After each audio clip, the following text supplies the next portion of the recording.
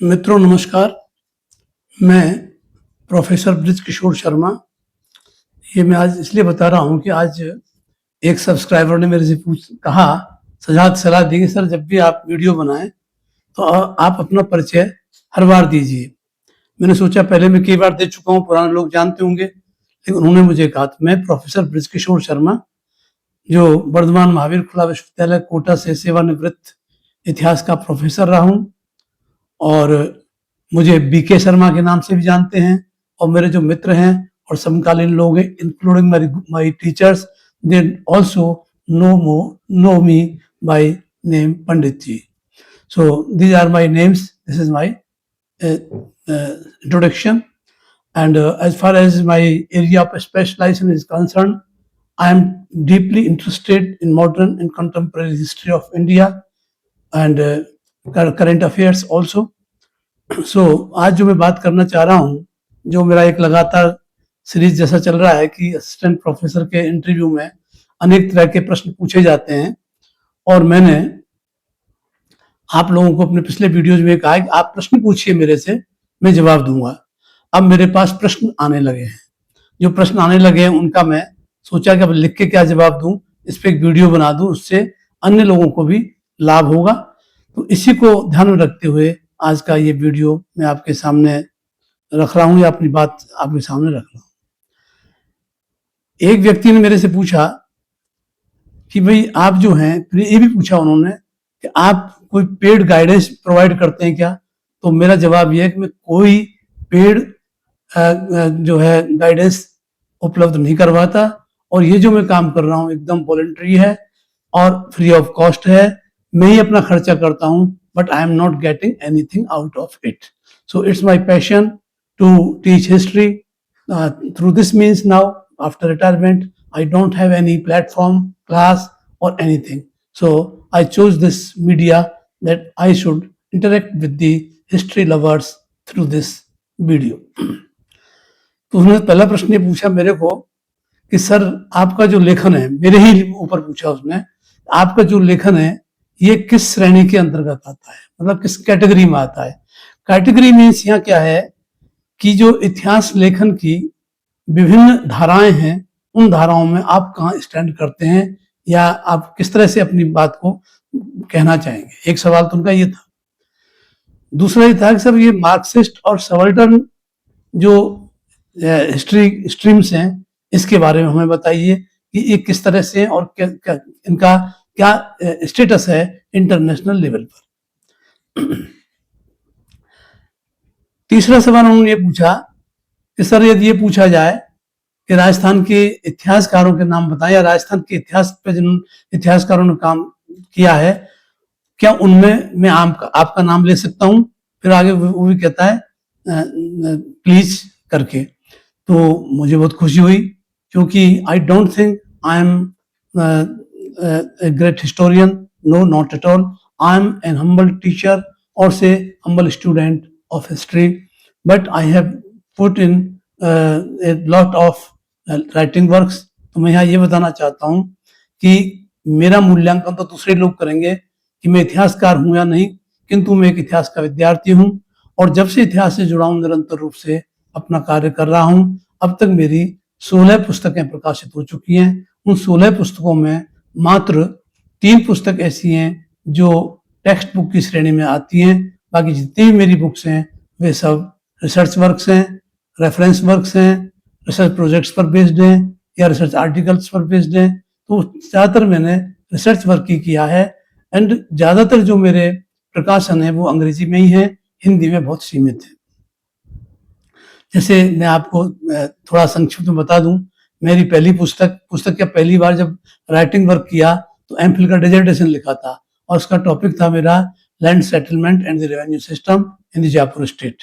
उसके बाद फिर मैंने पीएचडी की थीसिस लिखी थी, और वो थी economic conditions of peasants in the Jaipur state from 1880 to 1949, and it is now published. Then I did work on peasant movements, and I got published a book on the peasant movements in Rajasthan. After that, I wrote another book, सामंतवाद और किसान संघर्ष। ये मेरी हिंदी में पुस्तक है। इसके बाद जो है मैंने जो पुस्तक लिखी वो है ट्राइबल रिवोल्ट्स, ये अंग्रेजी में ही पुस्तक है।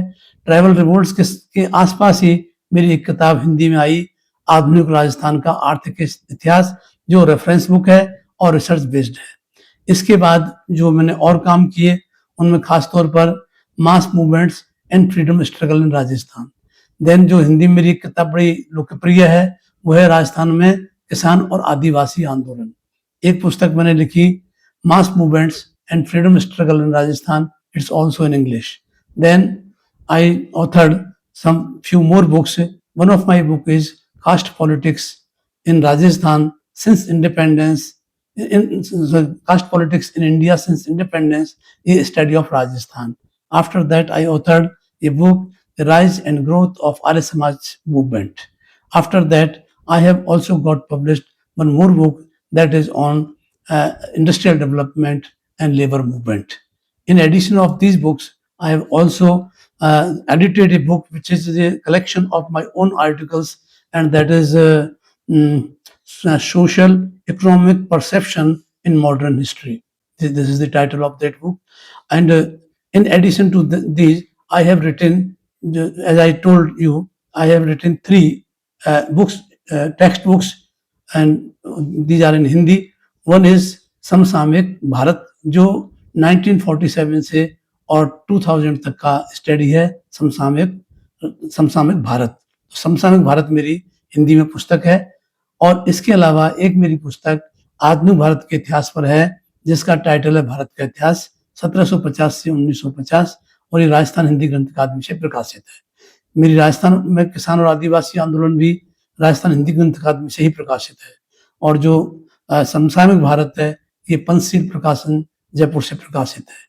इनके पहले मैंने एक पुस्तक एडिट की थी, भारत का इतिहास करके, यही टाइटल था, जो भी मेरी ये जो है मौलिक पुस्तक है या कहें से ओरिजिनल बुक है। इसके पहले मैंने बुक एडिट की थी, जिसमें मेरे आर्टिकल्स के अलावा अन्य मित्रों के आर्टिकल भी शामिल किए गए थे। वो किताब भी काफी लोकप्रिय हुई थी, किंतु वो शामिल में लिखी गई थी, तो उसके नेक्स्ट एडिशन इसलिए नहीं आ पाए कि उस सबको बार बार रिवाइज करना थोड़ा, या उनकी थोड़ा दिक्कत थी। तो इस तरह से ये पुस्तकें मैंने लिखी। अब इन पुस्तकों को आपने पढ़ा हो, देखा हो, या जो मैंने अभी टाइटल बोला इनके बारे में आपको समझ हो, तो आप ये समझ पाएंगे कि मेरा जो लेखन है वो किस श्रेणी में आता है। तो जहां तक मेरे लेखन का सवाल है कि मोटे तौर पर लेखन की 2 श्रेणी है। एक जिसको मैं कहूँ एक भाषा में यथास्थितिवादी, और दूसरी होती है गतिशीलता वाली या परिवर्तन वाली, जिन्हें कभी कोई दक्षिण पंथ और वामपंथ के नाम से कहता है, कभी प्रगतिशील और जो है जो फंडामेंटलिस्ट हैं उसके रूप में देखता है। और जो मेरा लेखन है, मैं मानता हूं कि मैं तो उसमें अपनी तरफ से क्या कहूं, लेकिन मेरी ये संबंध है कि जो मेरी राइटिंग्स हैं वो खास तौर पर एक शब्द सुनाई पड़ता होगा आपको, जो कि इतिहास लेखन की धारा है, जिसको हिस्टोरिसिज्म कहते हैं। इसको हिस्टोरिज्म भी कह सकते हैं, हिस्टोरिज्म, और नहीं तो historicism is the classical name, it came from Germany. और ये जो हिस्टोरिसिज्म है, ये अपने आप में कंप्लीट कैप्सूल है हिस्ट्री का, कि किस तरह का होना चाहिए। ये वो हिस्टोरिसिज्म है जिस पे हीगल ने भी उस पर रिलाई किया, और कार्ल मार्क्स ने भी इसके ऊपर रिलाई किया। तो historicism is the main thing. So you know about the historicism, you will get material in many books. दूसरा क्या है कि जो मेरा, जिसको हिस्टोरिसिज्म को हम हिंदी में कहते हैं इतिहासवादी, तो मेरा लेखन इतिहासवादी है। उसके बाद राष्ट्रवादी है, इसके अलावा प्रगतिवादी है, मार्क्सवादी भी है, वामपंथी भी है, और उपासरही भी है, जिसको हम सबाल्टर्न के नाम से जान रहे थे, जो रणजीत गुहा ने एक धारा शुरू की थी, जिसको लेकर के इंटरनेशनली हॉट डिबेट्स थी, और हिंदुस्तान भारत में एक से एक उछल कूद करके लोग आ रहे थे। Now they have change their ideology totally, अब वो गायब हो गया है उपासरही धारा। इसके अलावा मुझे आप विज्ञानवादी भी कह सकते हो और भौतिकवादी भी कह सकते हो। तो इतनी, ये सब एक ही चीज है, मोर और less these are the methods of dynamic history writings, dynamic history teaching, dynamic history reading. All thing is dynamic, और प्रगतिशील है, विज्ञानवादी है, भौतिकवादी है, आगे की ओर है। अब आपके जब ये सब गुण आपके पास हैं, तो फिर आपके विपरीत क्या है तो मेरे विपरीत सबसे पहले दक्षिण पंथ है। दक्षिण पंथ का सोच क्या है, वो यथास्थितिवादी है, वो गतिशील नहीं होता है, वो जो है उसको लेके बैठा हुआ है, उसमें चेंज नहीं करता है, करता है तो बहुत उलटगामी होता है दक्षिण पंथ। Always it is back going, ये फॉरवर्ड गोइंग नहीं होता। दूसरा क्या है, सांप्रदायिकतावादी लोग हैं जो इतिहास को सांप्रदायिक तरीके से व्याख्या करते हैं, चाहे जाति के आधारित सांप्रदायिकता हो, धार्मिक सांप्रदायिकता हो। इसके अलावा वे लोग हैं जो आध्यात्मिकता को महत्व देते हैं, और भौतिकवादी लोग कहते हैं कि सृष्टि की रचना एक पूरा उसका एक्सप्लेनेशन है, उसके तहत बताते हैं, जबकि आध्यात्मिक लोग कहते हैं सृष्टि की रचना तो ईश्वर ने की है। धार्मिक इतिहास लेखन भी है, जो धर्म के माध्यम से इतिहास की व्याख्या करते हैं। तो इस तरह यथास्थितिवादी, तो इस तरह के और भी स्कूल्स हैं जो एक प्रगतिशील इतिहास के विपरीत विचार रखते हैं, किंतु दक्षिण और जो है वाम, इनको मिलकर के या इनके जो इंटरेक्शन से जो चीज बनेगी वो हो सकता है डायनेमिक हो, लेकिन मैंने अपने बारे में एक बात कही है। दूसरा यह कि मार्क्सिस्ट हिस्ट्री राइटिंग क्या है। कार्ल मार्क्स पहले व्यक्ति हैं जो उन्होंने इतिहास को विज्ञान की श्रेणी में ला करके रख दिया, क्योंकि उनके दो ही तो फंडामेंटल कंसेप्ट हैं, उन्हें आप लोग पढ़े हैं या पढ़े होंगे आपने पॉलिटिकल साइंस में या हिस्ट्री में। दो कंसेप्ट जो है, एक तो है उनका हिस्टोरिकल मेटेरियलिज्म और एक है डायलेक्टिकल मेटेरियलिज्म। जो डायलेक्टिकल मेटेरियलिज्म है, मतलब डायलेक्टिक्स का जो सिस्टमेटिक एक्सप्लेनेशन है, वो तो हीगल ने दिया, but he applied dialectics in thoughts और ideas, while Karl Marx applied it on ये कहेंगे तो जो फिजिकल कंडीशंस हैं, और जो जब तक जैसे वो कहते हैं कि भाई without having would you can not think of furniture, right. तो वो कहते हैं कि भाई जो विचार है वो वस्तु से पैदा होता है, तो इसलिए उसको उन्होंने लॉजिकल सीक्वेंस है वो डायलेक्टिकल मेटेरियलिज्म, उसको कहते हैं द्वंदात्मक भौतिकवाद। और दूसरा उनका है ऐतिहासिक भौतिकवाद, जिसमें उन्होंने संपूर्ण मानव इतिहास को 4 युगों में विभाजित किया है। तो इसको आप थोड़ा पढ़ लें, आसान है कि मार्क्सिस्ट हिस्टोग्राफी काफी एडवांस्ड है, प्रचलित है, और आज भी उसका जो अपना महत्व है वो यथावत बना हुआ है। सबल्टर्न का नाम जो था, तो जो मेरे जैसे ये काम है, मेरे खुद ही सबल्टर्न के, जो किसान जो है वो सबल्टर्न है।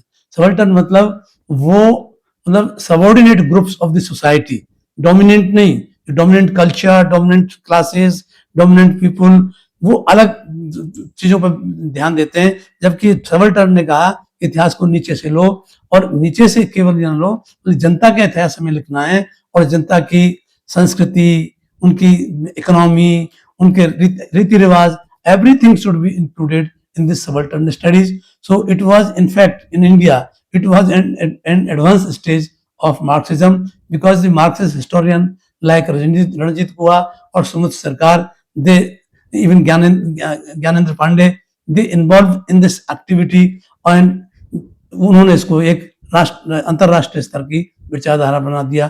एक और फ्रांस का एनाल्स स्कूल आता है। एनाल्स एक है क्या, यूरोप से हमने जो इतिहास हम पढ़ रहे हैं, जिस पद्धति से हम ले रहे हैं, ये इंडियन पद्धति नहीं है, ये यूरोपियन है। Because as a discipline of study, history को पश्चिमी डेवलप, हिस्ट्री क्यों, हम जो इकोनॉमिक्स पढ़ रहे हैं, पॉलिटिकल साइंस पढ़ रहे हैं, ये मुगल काल में नहीं पढ़ाई जा रही थी, इवन ब्रिटिश के आते भी नहीं पढ़ाई जा रही थी। After 1857 when certain universities came into existence in India, तब ये इस पर पढ़ाया जाने लगा। तो जितने discipline of studies including science, management, commerce and social sciences, all are imbibed from West। इसलिए वेस्ट के बारे में कितना ही आप अगेंस्ट बोलें, इट हैज नो मीनिंग।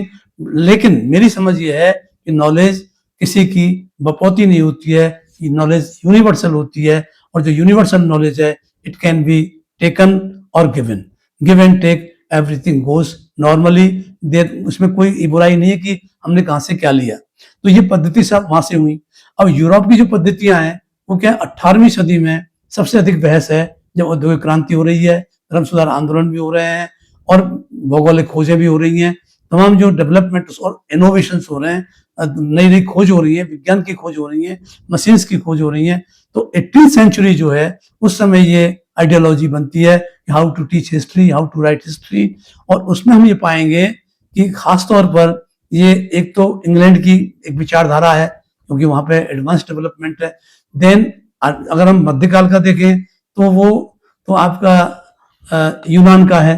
देखिए यूनान मॉडर्न टाइम्स में पिछड़ जाता है, इसमें आगे आता है इटली आता है, जर्मनी आता है, फ्रांस आता है। तो इन लीडिंग 4-5 कंट्रीज है यूरोप के जिन्होंने इस पश्चिमी ज्ञान को विकसित किया या इनोवेशंस किए और एक लॉजिकल मैनर में चीजों को रखा, तो इसलिए वो इम्पैक्ट तो रहेगा।